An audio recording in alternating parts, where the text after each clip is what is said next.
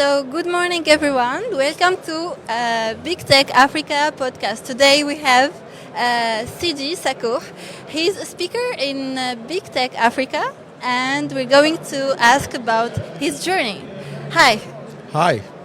So how are you? How do you find this Big Tech, this event? I mean, really good, well organized. I've been able to meet some really incredible people, listen to some really incredible and really interesting conversations. So super excited. Yesterday was just day one, so today's the second day. There's a lot more to explore. Yeah, that's great. So you're going to be speaker at what? You're going to talk about So what? I spoke yesterday. Yeah, how was it? I was in 2 panels yesterday. It was really good. I Interesting. think that's the feedback that we got. Yeah. At least one of the conversation we had was actually about how we leapfrog Africa into the future with all of the constraints that we have. That's great. Was really good. Yeah. It was really good. So we're so glad to have you here. Thank you. Welcome in Tunisia. I hope you did you visit some places in Tunisia? Not yet. I plan to. Yeah. I plan to. I'm very excited about it. Yeah, I hope. So let's move to talk about your professional experience, your journey. Can you tell us about it? Yeah, no, absolutely. I mean, I'm originally from Sierra Leone. It's one of the most beautiful countries in the world. We have some of the best beaches in the world. Nice. You know, fantastic people. Nice. So my journey actually started in Sierra Leone, and I've been an entrepreneur myself. So 3 times founder. But then today, I've worked across multiple countries across Africa, the Middle East. I was based in Dubai. Yeah. And now I'm based in the UK, and I'm director of new markets for a company called Vault. That's great. Yeah, so you made it. I just had to write a little bit about your biography. I think you're an author. Yes. Yeah, can you tell us about your book? Yes, so I'll give you context on how that book actually came about. So I had a friend and a mentor of mine who I've been in academia for a very long time, but also a fantastic entrepreneur. Yeah. And my journey have been actually focused on training entrepreneurs, scaling them, designing really great programs, taking them from almost an idea stage to Series A level.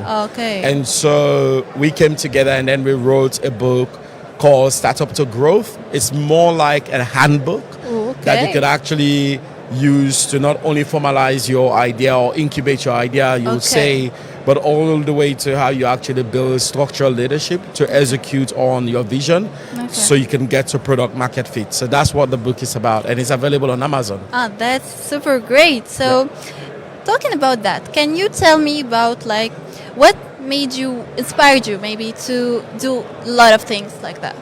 Like you're an entrepreneur, you're an author. What made you this motivated to do a lot of things? Maybe some entrepreneurs or young people are watching. They will just be inspired by you, what you're doing. No, absolutely. I think for me it was a deep passion of problem solving. So I love to investigate. That's the first thing. I'm a very inquisitive person. That's the mindset that I have.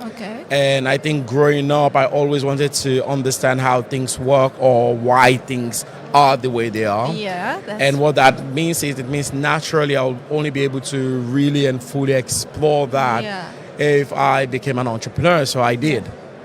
So we can say that you're naturally curious. I am, but not recklessly so. Not so much that it's the risk is unbearable. So I have a huge risk appetite, but then curiosity is about being able to understand that it's a learning journey, but not so much that it exposes you to things that change the core of who you are from a foundational level. Yeah, that's great. So talking about that too. So you have seen maybe entrepreneurs, maybe you talked about them in big tech. How did you find our startups? So far so good. So the Tunisian, I don't know whether a lot of people know this, but when it comes to AI, some of the biggest exits recorded across the continent have been Tunisian companies. So InstaDeep, was acquired for about $600 million. Yeah, exactly. Yeah. And then you have few other folks, right? So it's a really good markets, really great entrepreneurs. Yeah. It's a lot more quieter, like there's not a lot of loud noise around the ecosystem compared to other places.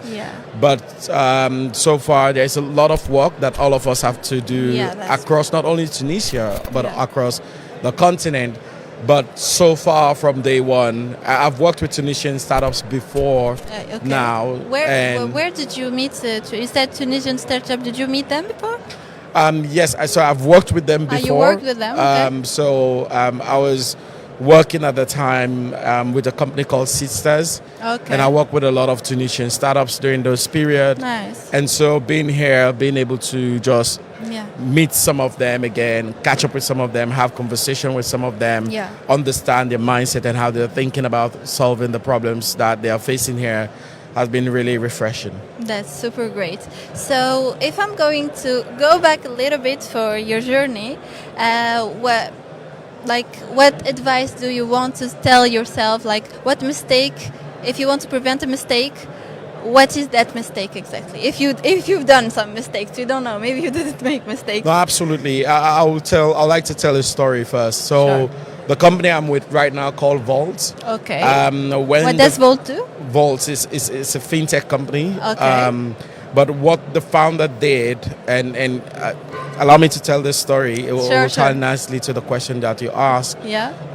So what the founder did was they understand that to actually build Sierra Leone, my home country, and be able to connect it and build infrastructure, they have to start from foundational level. Yeah. So what David Pakima and Dava did was to actually start off with fiber optics. Okay. So they launched a company and then they started up with fiber optics, so metro cable. Okay. And then after that, they realized that, yes, the internet was in Sierra Leone, but a lot of people were not getting access to it. So distribution was a problem. Of telcos. Yeah, so now they launched another company called K3 to actually help, distribute the internet. Exactly. That's and then after that, they now realize that a lot of people are now online. Yeah. But there was not a lot of digital transaction happening. And so they launched Vault. Okay. So Vault, so you get to then see like the strategic approach to actually building. So to answer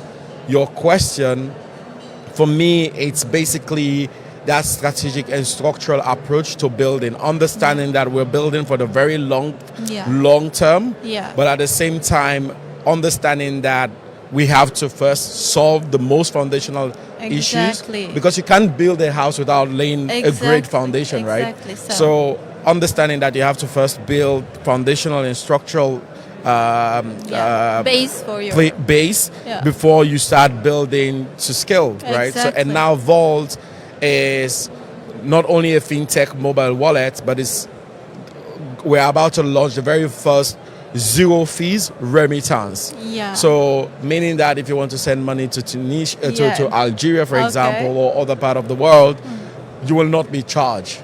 So that's what Vault is, but it came about from the strategic thoughts that was put together from building infrastructure to distribution that infrastructure, but now allowing people to be able to transact within that ecosystem. Yeah. So may I say you need to study your business. Yes. Study it, be like, that's super great. We were talking about Vault. I was thinking, do you think we need Vault in Tunisia? Yes, I mean we need vaults everywhere. Believe me, we need vaults everywhere. What we're building is, I think, in Africa incredible. Especially. Yeah, I mean we're expanding. We're looking to expand to a lot of the markets across Africa, but we're moving very strategically. Right now we are doing Sierra Leone, and then we have plans to rapidly scale that across other African countries, and of course, if there is the market here in Tunisia, why not? Yeah. So strategic thinking is the base of every business. I'm saying this, and I'm asking all this question because many startups, maybe many entrepreneurs are gonna watch this, so they're gonna get what they have to do. To finish, I have another question. What life advice you would tell to your younger self? So it's going back to that. So if my younger self is listening, is number one, understand that you're in this for the long term. It's not a short term thing. Okay. Be resilient, build credibility, because a lot of the work that we do is people based. Yeah. So build credibility, be honest with yourself, but Yeah. also be honest with people. Be fair with yourself and give yourself a lot of grace, but also be fair with other people. And then think strategically, right?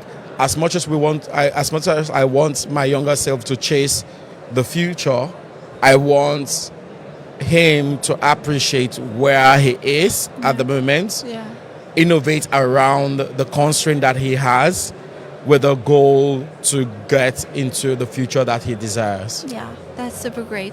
Thank you so much, Sidi. Thank you so much for for having me. coming to Big Tech Podcast. I enjoyed this conversation. Thank you. And we hope to see you in other events. No problem. Sure. Thank you so much. Thank you so much. Yeah.